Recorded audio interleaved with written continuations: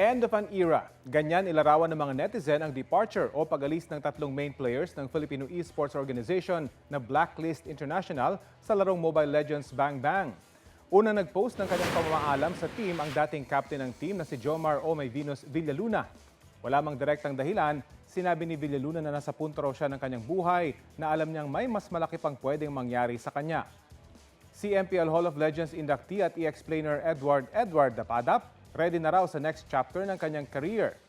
Ang resignation letter ng jungler ng Koponan na si Danary Wise Del Rosario naging usap-usapan pa online dahil sa pabirong tono nito. 2021 nang maging world champions ang Koponan na may tatlo ring MPL Philippines titles. Una na rin nag-anunsyo ng kanyang departure sa team ang mid laner ng Blacklist International na si Kenneth Carl Yue Tadeo. Kapuso, alamin ang maiinit na balita. Bisitahin at mag-subscribe sa GMA Integrated News sa YouTube. Sa mga kapuso abroad, samahan nyo kami sa GMA Pinoy TV at sa www.gmanews.tv.